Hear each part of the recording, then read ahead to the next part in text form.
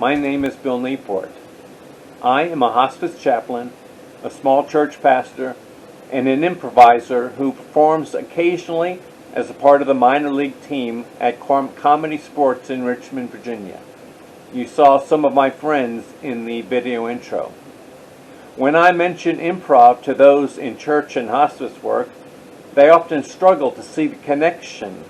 Likewise, people in improv are curious about how religious faith, often considered rigid and formal, can work with the unscripted nature of improvisation. So I'm putting together a series of video blogs that I'm calling Unscripted Faith. I understand why some folks might not see the connection. I grew up attending a conservative Southern Baptist church. In that tradition, we were taught to convert people by using religious tracts. Tracts are little booklets with scripture verses, often taken out of context, used to guide a person into joining a religious sect. I call it religious propaganda. One of those that I remember being popular when I was a kid was the one that began by saying, God has a wonderful plan for your life. The way to get saved was to find the plan and get involved by confessing some doctrines and saying a prayer provided by the editors. But then what? What was the next part of the wonderful plan? Preachers would tell us what we needed to avoid. I often heard, don't smoke, don't drink, don't dance, don't chew, don't go with girls who do. When I was a kid, my dad was drinking a beer. Can I have a taste? I asked. Sure, son, have at it. I've never tasted horse urine, but I imagine that's how it must have tasted. Smoking, that wasn't a big deal for me either. In the 5th grade, I remember the teacher bringing in the black lung from a smoker who had died from cancer and saying, "You don't want your lungs to look like that, do you?" Well, of course not, I thought to myself. I also don't want my lungs to be brought into a class of 5th graders to try to make a lesson point.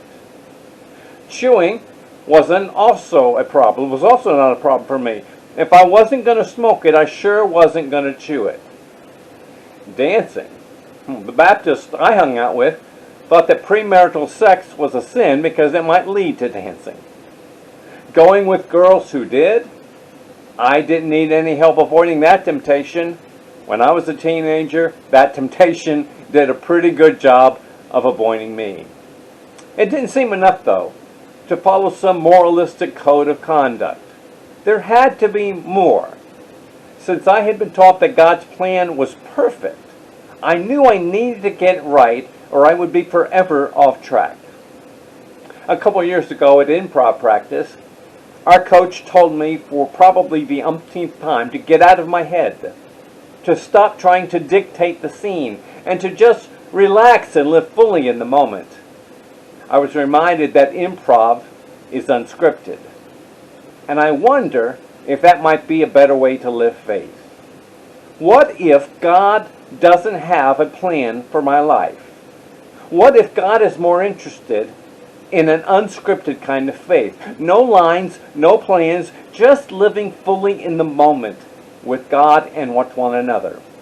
It's not that there's not a destination, both in faith and improv. The aim for that destination is pretty much the same. In improv, as in faith, relationship. Every improv scene and every well-lived life of faith has as its aim relationship.